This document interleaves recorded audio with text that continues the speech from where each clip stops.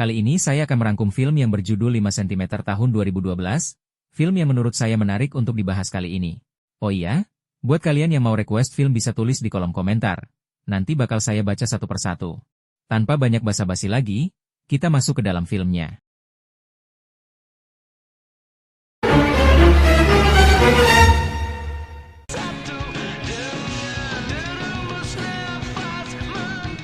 Di awal film, kita diperkenalkan dengan 5 orang sahabat yang memiliki keunikan masing-masing. Yang pertama Ariel, berbadan kekar tapi takut dengan wanita. Kedua, Ian, dia hobi makan, bermain game, dan mengoleksi video. Selanjutnya, Riani, gadis cantik yang paling suka dengan kuah Indomie. Ada juga Genta, si pria keren yang bekerja di satu kantor dengan Riani. Dan yang terakhir, bukan Zainuddin tapi Zafran, seorang pria yang suka dengan puisi. Puisi, musik, hidup.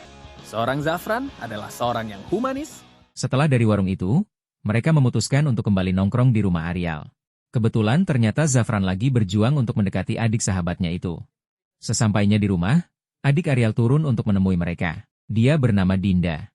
Zafran benar-benar terpesona melihat Dinda, bahkan menawarkan untuk membantunya mengerjakan PR-nya, dan saat Dinda akan kembali ke kamarnya AA. Dinda mau lanjut ngetik lagi ya, Dinda naik dulu ya. G-string, plek, G-string. Sempurna.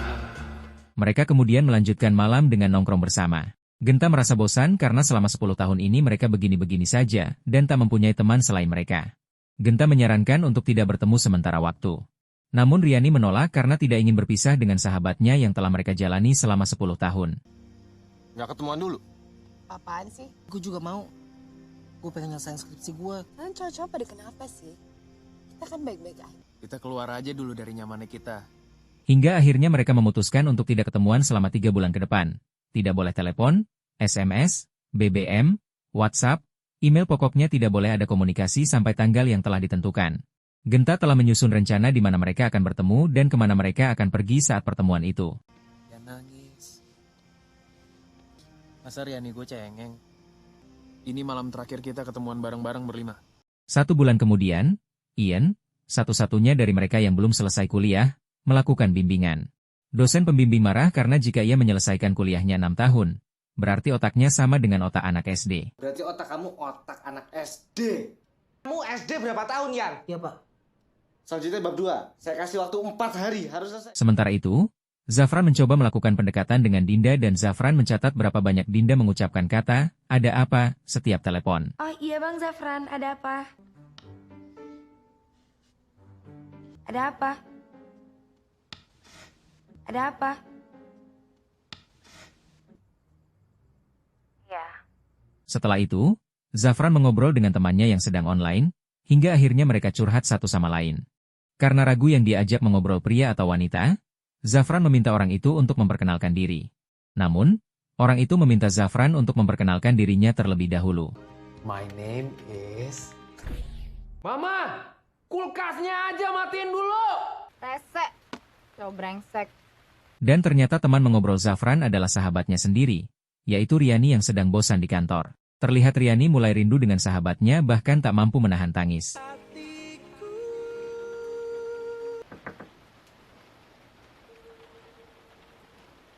Riani kemudian curhat dengan teman kantornya karena dia sudah merasa tidak kuat lagi menahan perasaan selama bertahun-tahun kepada sahabatnya sendiri.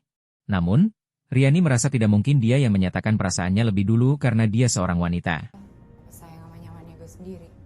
Di sisi lain, Ian berusaha menyelesaikan skripsinya yang akan segera dikumpulkan 2 bulan lagi. Melihat anaknya sudah mulai serius mengerjakan skripsi, Mama Ian bahkan membuatkan kopi buat modal begadang. Sementara Papa Ian kagum dengan Ian yang mempunyai kaset National Geographic yang padahal isinya video itu. Bapaknya juga menjanjikan setelah lulus nanti, dia akan membawa Ian ke Manchester untuk melanjutkan kuliahnya di sana. Papa sudah siapkan semuanya. Sementara kamu akan tetap tinggal di Manchester.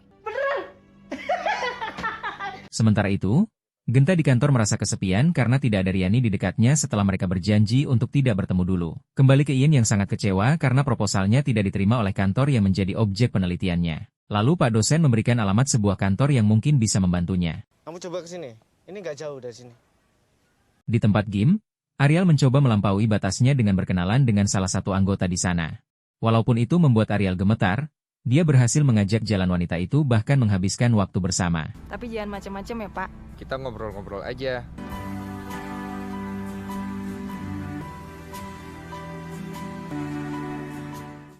Kembali ke Ian yang lagi-lagi kuesionernya tidak diisi semua karena pemimpin kantor tidak akan mengisinya kalau tidak ada uang. Sampai akhirnya Ian membantu salah satu karyawan kantor di sana. Ian bertanya di bagian mana pria itu bekerja dan ternyata pria itu bekerja di bagian SDM yang kebetulan sama dengan jurusan Ian. Setelah melihat kuesioner dari Ian, pria tersebut bersedia mengisi semua kuesionernya. Kayak ginian sih 2 hari juga kelar.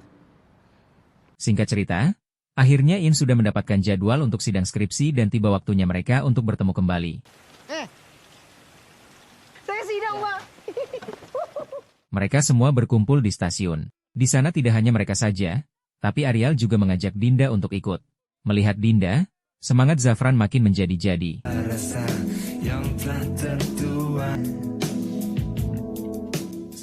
Halo semua. Hai. Ada apa, Bang?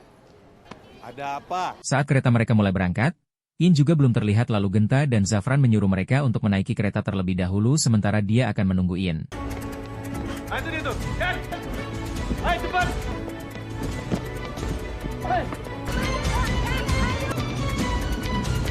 Enak.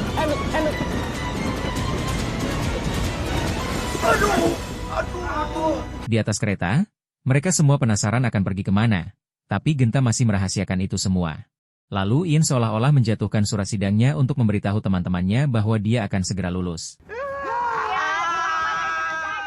Setelah perjalanan yang panjang, akhirnya mereka tiba di Malang. Di sana, Genta menyewa sebuah mobil jeep menuju gerbang petualang mereka. Ternyata mereka menuju gerbang pendakian sebuah gunung tertinggi yang ada di Pulau Jawa, yaitu Mahameru. 76 meter dari permukaan laut. Puncak tertinggi Jawa. Itu jawabannya. Mereka pun mulai mendaki puncak tertinggi Jawa tersebut.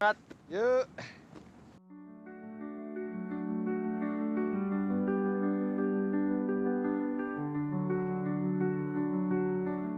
Satu orang capek, semuanya berhenti. Kebanyakan orang gagal ke puncak karena kecapean dan gengsi.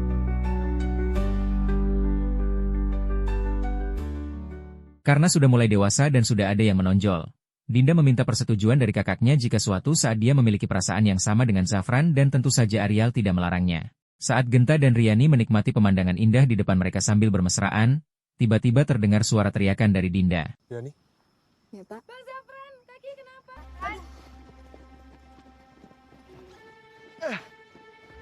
Mereka kemudian melanjutkan pendakian hingga akhirnya Zafran terpaku melihat keindahan alam yang belum pernah dia lihat sebelumnya dan katanya itu adalah surganya Gunung Semeru, yaitu Ranukumbolo.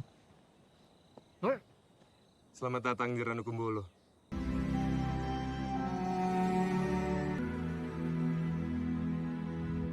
Saat istirahat, Ian memancing Genta. Ian berkata jika dia naksir seseorang di tempat yang indah ini, maka dia akan langsung menyatakan perasaannya.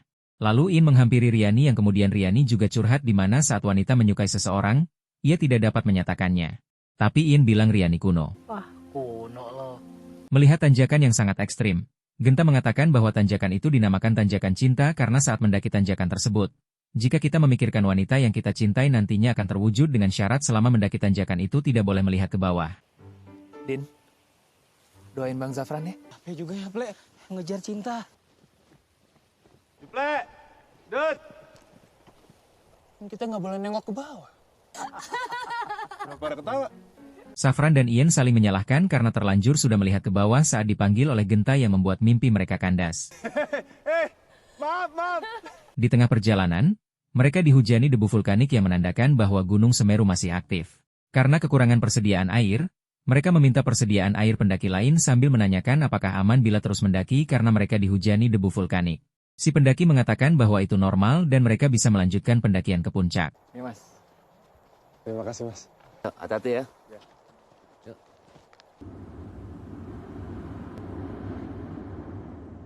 Saat malam hari, Genta meminta semuanya untuk meninggalkan semua barang di tenda sebelum mereka melanjutkan pendakian, karena sangat berbahaya jika membawa barang ke atas. Tengah malam itu juga mereka semua melanjutkan pendakian yang sebentar lagi akan mencapai puncak. Genta mengingatkan mereka untuk selalu mendengar aba-aba jika ada batu yang jatuh dari atas. Mereka juga tidak boleh terlalu lama istirahat takutnya terkena hipotermia. Terus suhu di sini hampir 0 derajat. Pasang telinga baik-baik kalau ada teriakan batu atau rocks. Saat perjalanan, Arial ternyata tidak kuat dengan suhu di sana yang hampir mencapai 0 derajat. Lalu mereka semua memeluk Arial supaya membuatnya tetap hangat. Gue gak kuat lagi. Ayo peluk, semuanya peluk Arial. Pagi harinya, matahari sudah mulai terbit.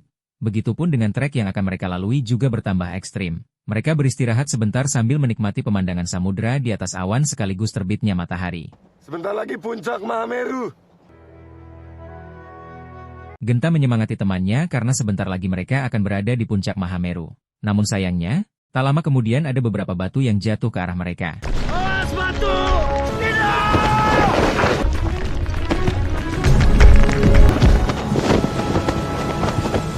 Ian, Arial, dan Dinda terkena batu yang menggelinding. Beruntung Arial dan Dinda tidak mengalami luka yang cukup serius, namun Ian tidak sadarkan diri. Mereka berusaha memberikan pertolongan tapi tetap saja tidak membuahkan hasil. Hal itu membuat mereka sangat terpukul dan tidak dapat menahan tangis karena mengira bahwa Ian telah tewas.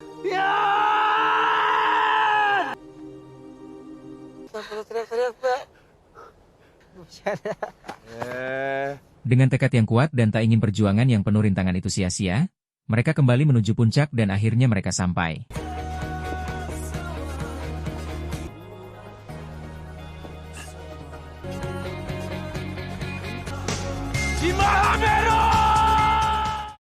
Satu persatu mereka mengucapkan betapa cintanya mereka kepada tanah air ini. Tempat mereka lahir, tempat berpijak, tempat mati nantinya, dan kembali lagi ke tanah air tercinta.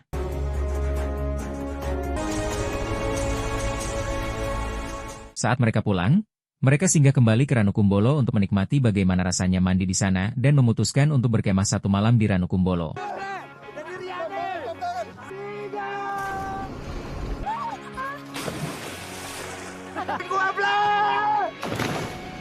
Malam harinya, Ian bercerita bahwa dia tidak akan ke Manchester untuk melanjutkan kuliahnya karena dia lebih mencintai negeri ini. Enakan di Indonesia. Lagian lo kalau ditimbang nggak boleh naik pesawat penumpang. Gue gak jadi deh ke Manchester. Setelah semuanya kembali ke tenda, tersisa Genta dan Riani di luar. Di sini Genta mencoba untuk mengungkapkan perasaannya kepada Riani yang selama ini dia tahan. Namun, setelah Genta mengungkapkan semuanya, ternyata orang yang Riani cintai bukanlah Genta melainkan Zafran. Aku sayang kamu, Riani. Karena kamu yang ada di hati Riani. Ya Zafran, Kak. Zafran dan Dinda yang belum tidur pun mendengar ucapan mereka berdua.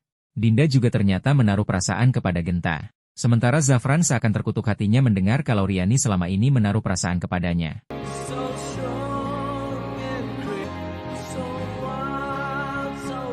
Singkat cerita, akhirnya Ian berhasil mendapatkan gelar sarjananya setelah penantian selama 6 tahun.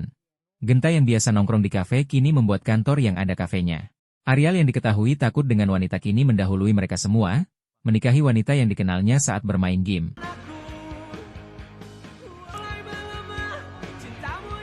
Beberapa tahun kemudian, Riani dan Zafran akhirnya menikah dan sudah memiliki seorang Zafran Junior.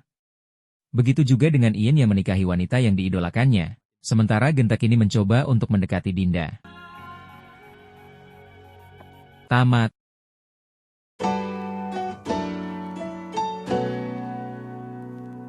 Film ini merupakan salah satu film yang mempunyai pengaruh besar di Indonesia.